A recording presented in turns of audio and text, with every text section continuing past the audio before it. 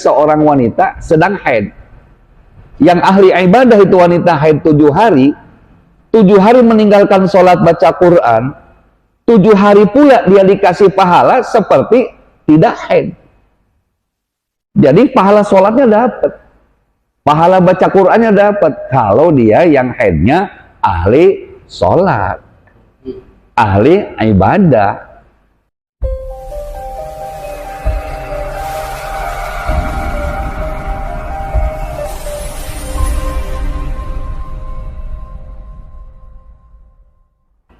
Assalamualaikum warahmatullahi wabarakatuh.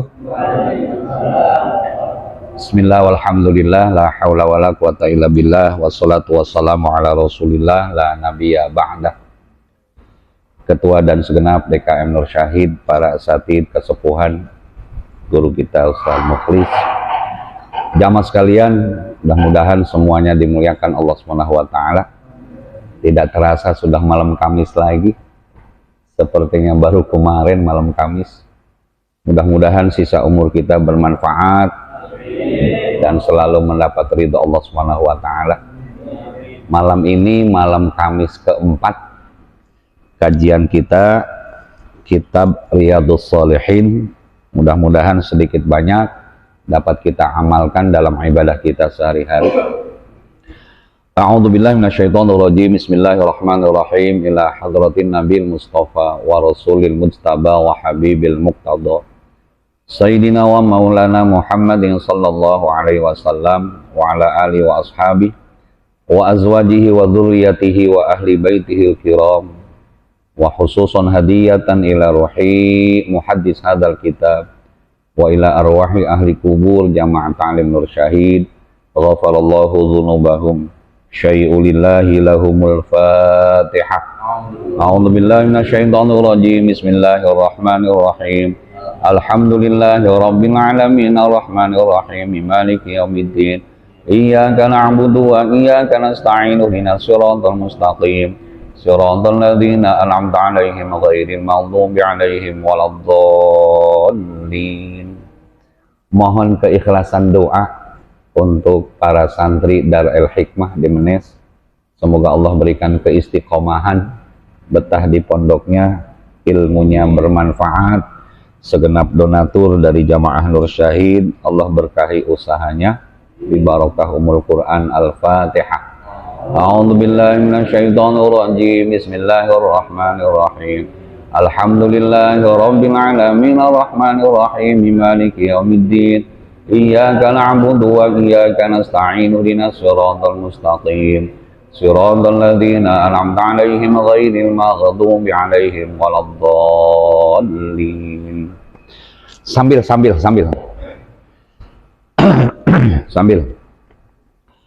A'udzu billahi minasyaitonir rajim. Bismillahirrahmanirrahim. As-sabi'a asyara, hadis yang ke-17. Anhu, dari Abu Hurairah radhiyallahu anhu, qala Rasulullah sallallahu alaihi wasallam, idza maridul abdu aw safara kutiba lahu mislu ma kana ya'malu muqiman sahihan. Rawahul Bukhari. Hadis yang ke-17, Abu Hurairah, beliau berkata, qala Rasulullah sallallahu alaihi wasallam, bersabda baginda Nabi besar Muhammad sallallahu alaihi wasallam, idza maridul abdu, apabila seseorang sakit, au safaro, atau bepergian, tentu dalam konteks ibadah bepergiannya, kutiba lahu mislu ma kana ya'malu muqiman sahihan. Allah mencatat amal ibadahnya seperti ketika dia sehat dan seperti ketika dia mukim. Rawahul Bukhari. Hadis ini diriwayatkan oleh Imam Bukhari, semoga Allah ridho padanya, amin. Anhu qala Rasulullah sallallahu alaihi wasallam idza maridal 'abdu aw safara kutiba lahu mislu ma kana ya'malu muqiman sahihan. Ini berbicara Abu Hurairah, ia perawi hadis yang terbanyak. Kedua, Sayyidah Aisyah. Gimana nggak terbanyak? Dari 24 jam, 12 jam bersama Rasulullah. 12 jam dipakai untuk keluarga nyari duit. Kira-kira ada nggak jamaah Nur Syahid begitu ya? 12 jam sama Ustad. 12 jam buat nyari duit. Subhanallah. Allahu Rabbi ya. Itu pun masih sempat ngurusin binatang kucing. Makanya nama aslinya siapa? Abdurrahman bin Abi Quhafah. Nama aslinya. Dipanggil Abu Hurairah itu julukan dari Rasul. Hirun itu kucing, Hurairah kucing banyak. Jadi satu riwayat sampai 100 ekor kucingnya. Satu waktu beliau dari pasar, tangan kanan, tangan kiri bawa berat gitu, ditanya sama Rasul, itu apa Hurairah? Daging. Banyak amat. Yang sebelah kanan saya buat anak istri, sebelah kiri buat kucing. Ada nggak zaman Nur Syahid begitu ya? 5 kucing atuh di rumah diusir-usir.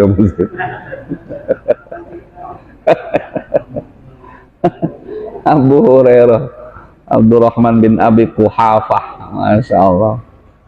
Mau aja ya dikatain bapak kucing sama Rasul ya. Iya.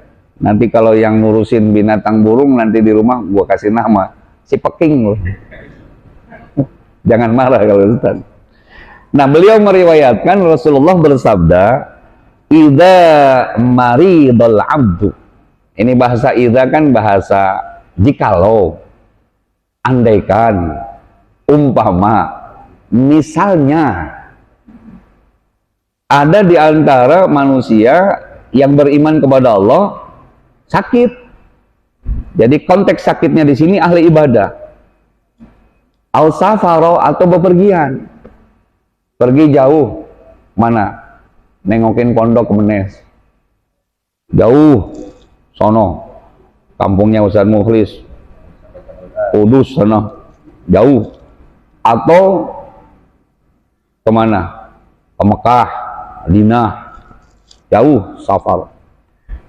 Nah, ketika dia posisi sakit tadi, yang ahli ibadah, dan ketika posisi safar, bepergian yang ahli ibadah, itu sama saja Allah tulis ketika dia sedang sehat pahalanya, dan ketika dia sedang mukim. Itulah kemurahannya Allah. Persis kalau kita analogkan dengan seorang wanita sedang haid. Yang ahli ibadah itu wanita haid 7 hari, 7 hari meninggalkan sholat baca Quran, 7 hari pula dia dikasih pahala seperti tidak haid. Jadi pahala sholatnya dapat, pahala baca Qurannya dapat, kalau dia yang haidnya ahli sholat, ahli ibadah. Jadi keberuntungan perempuan bukan begitu. Sholat sebulan kan kata Rasul 23 atau 24 hari. Selebihnya gratis kalau bocor. Sedangkan yang namanya perempuan siapapun bocor. Walaupun ketua DPR, walaupun presiden, tetap bocor. Makanya kenapa ar-rijalu qawwamuna 'alan nisa, dahulukan laki-laki sebelum perempuan. Bener. Sebab perempuan nanti kalau jadi pemimpin, Pak RT, kira-kira Pak Gubernur, kalau masih bocor, khawatir. Sebab haid itu nanti tensi darah itu turun naik, bahkan bisa sakit darah. Nah, ketika dia mimpin rapat kabinet, lagi haid, waduh, habis menterinya, habis gitu ya. Kemana-mana nih ngajinya. Ya kan harus didahulukan dulu, kecuali ya tidak ada calon yang lain. Nah, inilah kemurahannya Allah, idza maridul 'abd. Jadi jamaah Nur Syahid yang ahli ibadah sakit, seminggu berbaring di rumah sakit, pahalanya ditulis sama Allah seperti dia sedang sembuh. Kalau yang ahli, ini kan saya berhadapan dengan ahli ibadah semua. Zaman Nur Syahid mah kan masalah sholat, ngaji, tahajud, puasa, Muharram jangan ditanya lah, jangan. Jangan. Besok kan Yaumut Tasu'a, besok tanggal 9 Muharram. Hari Jumat Yaumul Asyura, tanggal 10. Rasul mensunahkan puasa Yaumut Tasu'a wa Yaumul Asyura. Makanya kita ngajinya sampai sahur di sini. Siap kira-kira? Ah, yang bener. Ustadznya nggak siap kayaknya. Aduh, tapi kadang-kadang jangan bilang siapa-siapa ya. Ustadz mah kadang-kadang kayak itu tuh yang suka di Kalideres, grogol. Bekasi, dia mah nggak naik. Paham loh? Apa namanya? Gua juga tahu, calo lagi gua. Iya, grogol, Bekasi, Cikarang, terus tarik. Dianya nggak naik. Ustadz mana tuh yang begitu ya? Iya, Ustadz sibuk. Iya, pagi saya taklim nanti di Ar-Rahmah Masjid BCI, jam 12 saya di PLN, jam 9 saya harus di Kemenak Pusat pagi, jadi berangkat pagi. Ya mudah-mudahan kuat lah, kuat apaan tuh. Baik, kembali. Jadi kata Allah melalui Rasulnya, kutiba lahu mislu makana ya'malu muqiman sahihan. Jadi tetap ditulis sama Allah amal ibadahnya seperti dia sedang sehat dan seperti dia ketika mukim. Makanya jangan lupa, sakit yang ahlu ibadah, dulu kita bahas hadisnya, diantara doa yang diijabah. Buru-buru tuh kalau ada orang alim sakit, tengok, jenguk, besuk, minta doanya, kabul doa kita. Masya Allah. Itu diantara 4 kelompok, 4 golongan yang doanya tidak ditolak sama Allah. Diantaranya doanya orang sakit yang ahli ibadah. Orang alim, para ulama sakit, buru-buru kita besuk ke rumah sakit, minta doanya. Yai, doain biar cucu saya jadi presiden nanti tahun 2024 gitu ya. Iya, doain. Masya Allah, ini mah engkongnya sakit, cucunya ke rumah sakit. Kata cucunya, emang sakit apaan kong? Apa yang dirasain? Ya kata engkongnya, nggak ada yang gua rasain, emang lu datang kemari kagak bawa apa-apa. Apanya yang mau dirasain? Iya, minimal bawa jeruk sama anggur baru dirasain sama engkongnya. Ini mah timbang nengok doang. Nanya lagi tuh cucu. Kata orang Betawi, sial dangkalan tuh Pak Usep tuh. Bukan main, apa yang dirasain kong. Kata engkongnya, pinter juga jawabannya. Kagak ada yang gua rasain, emang lu datang kemari kagak bawa apa-apa. Malah nanya cucunya nyelongcong, girik ditaruh di mana? Girik kong. Aduh, Masya Allah, sertifikat taruh di mana kong? La ilaha illallah, tuh cucu, Masya Allah. Ya, emang dari dulu saya sampaikan, anak itu jangan disekolahin tinggi semua, sisain atuh, sebab nanti anak empat-empatnya jadi pejabat, jadi pengusaha, lupa sama orang tua. Ntar orang tua yang ngurusin apa? Pembantu. Ngebel doang tuh dari Jakarta, tolong ya Bude ya, tolong ya Teh ya, urusin mama saya lagi sibuk meeting di Singapura, makan siang di Malaysia, berak di Thailand. Tuh, kalau semuanya sibuk begitu, satu Surabaya, satu Medan, makanya sisain atuh biar jadi orang bego dulu satu. Dia yang ngurusin orang tua, bener nggak? Emang orang bego yang ngurusin orang tua, bukan orang yang pejabat itu pinter tadi, bukan. Sisain atuh, jangan disekolahin, jangan. Itu biar dia di rumah, dia tuh yang ikhlas tuh ngurusin orang tua. Biasanya dapat hadiah banyak nih, biasanya rumah orang tua buat dia tuh, buat dia berkah tuh, berkah. Iya, Datang nanti lebaran anaknya semua. Yang bego makan di dapur, masak, nyuci piring. Iya, yang kaya-kaya di ruang tamu di sono. Bukan main. Dia mah di belakang dapur. Kata suami istri, nasib kita mah ya katanya emang jadi orang bego begitu.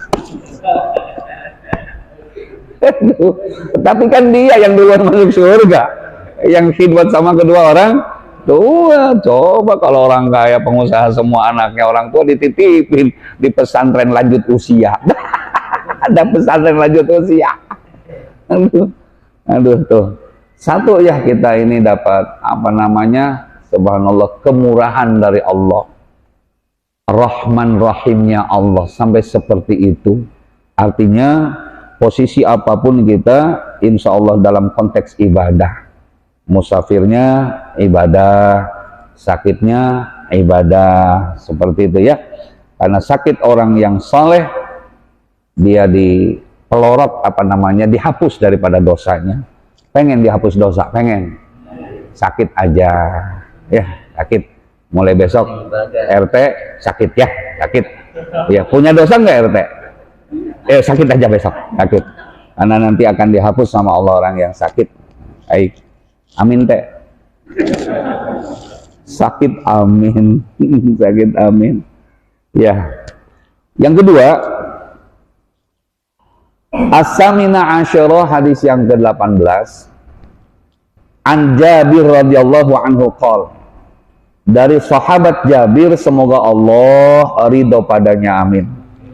Qala, berkata Jabir, qala Rasulullah sallallahu alaihi wasallam, bersabda baginda Nabi besar Muhammad sallallahu alaihi wasallam, kullu ma'rufin shadaqatun, rawahul Bukhari wa rawahul Muslim min riwayati Hudzaifatan radhiyallahu anhu.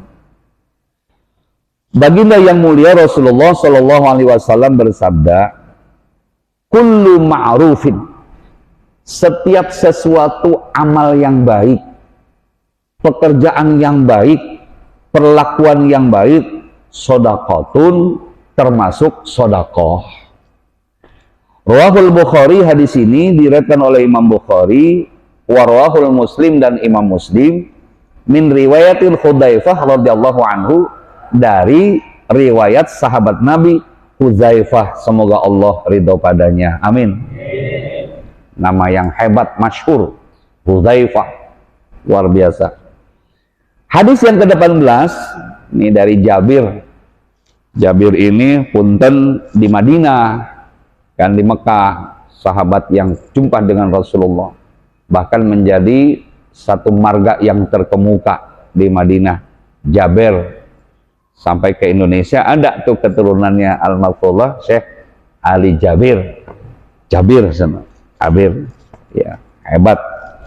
Jadi marga itu keturunan dipertahankan, dipelihara, sebab tanggung jawab berat membawa marga di Indonesia. Aduh, sudah apa ya, marga itu ya seperti hanya sebuah label aja ya, label.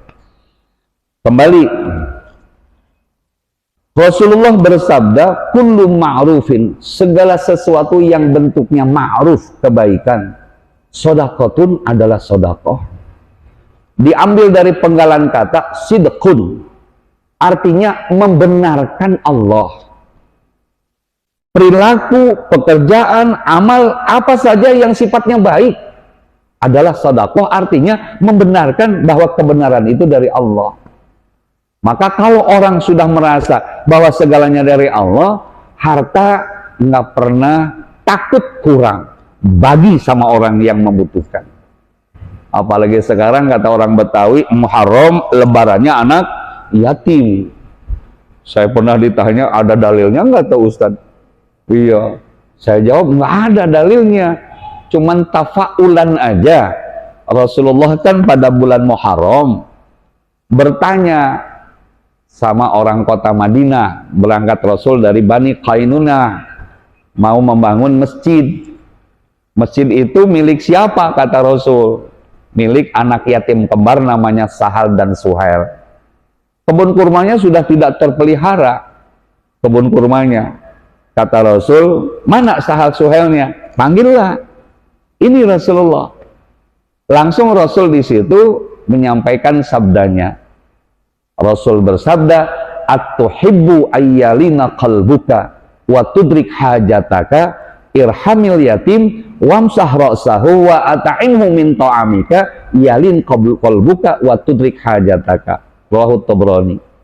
Rasul bersabda, ayyalina qalbuka, barang siapa yang hatinya ingin luas, jauh dari problematika kehidupan, dari rungsep, dari stres, wa tudrik hajataka, dan berhasil apa yang engkau cita-citakan, irhamil yatim, muliakan anak yatim, wamsah ra'sahu, usap rambut kepala anak yatim. Nah, kalau saya kasih tahu, dulu kan kita sudah baca hadisnya, kalau anak laki-laki usapnya sunnah hakada kata Rasul, dari depan ke belakang, belakang ke depan. Kalau yang perempuan cukup atasnya saja. Maksudnya apa tuh?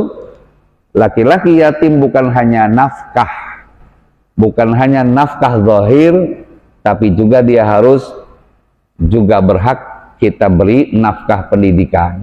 Tuh. Jadi bukan cuma disantunin apa tadi? Santunin makan, duit, tapi pendidikannya juga kita harus bertanggung jawab dengan yatim. Yatim yang mana? Yatim yang fuqara wal masakin, yang didahulukan fakir dan miskin. Yatim tuh. Yatim yang mana? Yang ditinggal pemberi nafkah, berarti ayah. Kalau nanti mamahnya udah punya suami lagi, maka status yatimnya hilang. Kan sering saya contohin, almarhum Ustadz Jeffrey Al-Bukhari suka dipanggilnya UJ, gitu kan. Kalau saya kan suka dipanggil Uza Sazabidi. Umpama istri almarhum pengen punya suami lagi yang merek, yang namanya hampir dengan nama seperti suaminya. Paham? Paham kan? Siapa maksudnya? Iya. Maka anak almarhum status yatimnya hilang. Iya, amin. Hilang tuh. Baik. Nah, ini bulan Muharram. Satu, kullu ma'rufin, segala sesuatu yang sifatnya kebaikan. Maka kalau kita tafsirkan lebih luas pada surah Al-Imran ayat 10, Allah berfirman, ta'muruna bil ma'ruf wa tanhauna 'anil munkar. Pakai domir anta, ta'muruna, kamu harus berbuat baik. Tuh. Harus berbuat baik. Dalam konteks kebaikan, walaupun tidak terjadi di zaman Rasulullah, tidak terjadi di zaman sahabat, tidak terjadi di zaman tabi'in, kalau itu kebaikan sudah disebut sedekah dan boleh dilakukan. Sebab bahasanya di ta'muruna bil ma'ruf, kalian harus mengerjakan sesuatu yang baik. Saya tanya, memperingati kelahiran Nabi Muhammad SAW, Maulid Nabi, baik apa enggak? Itu tidak ada satupun yang tidak mengatakan tidak baik. Karena di situ ada amaliyah-amaliyah ma'ruf, amaliyah-amaliyah kebaikan. Tapi dasar orang sempit pemikiran, kan tidak terjadi di zaman Rasulullah, tidak dilakukan di zaman sahabat. Sampai ngomong begini, seandainya itu baik, bagus, pasti sahabat dulu yang melakukan. Waduh, bukan begitu dong. Pemikiran manusia itu terbatas dengan ruang dan waktu. Ketika di zaman sahabat belum terpikir ke situ. Artinya secara seremonial. Tapi kalau mengingat kelahiran emang disuruh sama Rasul. Kan Rasul setiap hari Senin berpuasa. Ditanya sama sahabat, kenapa engkau berpuasa setiap hari Senin ya Rasulullah? Jawabannya singkat, wulidtu fihi wa unzila fihi. Aku puasa di hari Senin karena wulidtu fihi, aku dilahirkan pada hari Senin. Aku memperingati dengan cara berpuasa. Wa unzila fihi, dan Al-Quran Allah turunkan pada hari Senin. Maka aku berpuasa hari Senin. Itu kan memperingati kelahiran sama, cuman cara yang berbeda. Dan itu diamalkan oleh nenek kakek kita, muasain cucunya, muasain anaknya. Masya Allah, itu anak 7, artinya setiap minggu itu kakek nenek puasa. Orang 7 anaknya, kasihan ibunya, kasihan 7. Subhanallah. Kembali tadi, kullu ma'rufin sedekah. Setiap sesuatu yang baik bagian daripada sedekah. Ya, contoh kecil lah kita yang buka pintu masjid tadi sedekah. Yang mengumandangkan azan sedekah. MC kita Ustaz Mukhlis tadi membuka pengajian sedekah. Nanti mimpin zikir sedekah. Yang bacain kitab Riyadhus Shalihin, yang bacain kitab Riyadhus Shalihin, yang ngajar ngaji, enak aja sedekah. Kan mahal. Enak aja sedekah. Siapa yang bilang sedekah? Enak aja. Itu kan. Jadi segala sesuatu adalah sedekah. Masya Allah. Asal penggalan kata apa tadi? Sidqun, membenarkan Allah. Ketika dia bicara sedekah, ya Allah, rizki saya ini dari Allah. Allah cuma minta seemprit dari 100.000, Allah minta 2.500. Haknya Allah. Dari 1 juta cuma 25.000, haknya Allah. Segitu doang tuh Allah minta. Kalau memang itu manusia membenarkan rizkinya dari Allah. Tapi kadang-kadang manusia kan dengan congkaknya, ini kan duit gua, kontrakan gua, rumah gua, pasar gua, bini keluar. Itulah congkaknya manusia. Peran Allah di mana coba? Sampai di nomor 17 kan peran Allah. Padahal semuanya punya Allah, betul? Allah minta seumpret dari 10 juta, minta 250.000, segitu doang teh. Dari 1 miliar cuman minta berapa? 2,5 juta, segitu doang seumpret. Masya Allah. Sekarang dari 8 triliun yang duit hilang BTS berapa? Hitung sama lo. Segitu doang tuh Allah minta haknya. Hati-hati nanti, khud min amwalihim shadaqatan tutahhiruhum wa tuzakihim. Hati-hati nanti kalau nggak dibagi Allah, diambil sendiri sama Allah, digodot sama Allah sendiri. Tahu-tahu sepeda bulan depan hilang. Iya, motornya hilang, suaminya. Itu ada asbab, ada sebab. Kullu syai'in laha sababun. Segala sesuatu ada sebab. Maka kita introspeksi. Nah, nanti permasalahan seperti itu, Masya Allah, hadis berikutnya nanti kita akan bahas. Saya kasih bocoran aja sedikit aja. Orang yang nanam ketimun, dimaling sama orang, itu sudah bagian sedekah. Coba.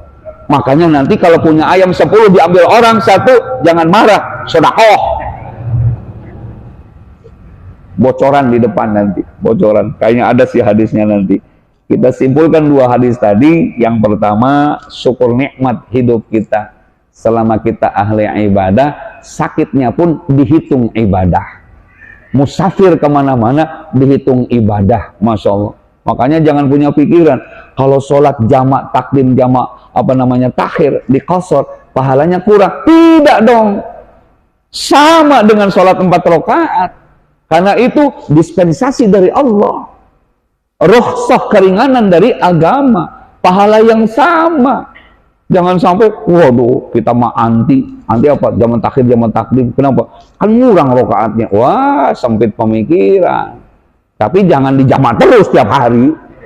Oh, gitu ya. Jamak terus tiap hari.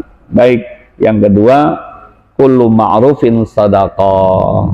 Maka kita alhamdulillah yang melakukan kebaikan tanpa harus kita bilang sedekah sudah disebut sedekah. At-tasi'a asyara wallahu a'lam bishawab. Pertanyaannya bebas. Monggo. Ayo. Ayo. Woi. Ayo. Mana langganan saya? Ayo. Iya. Kita akhiri dengan kafaratul majlis. Subhanakallahumma wa bihamdika asyhadu an la ilaha illa anta astaghfiruka wa atubu ilaik wa lakum minkum. Assalamualaikum warahmatullahi wabarakatuh.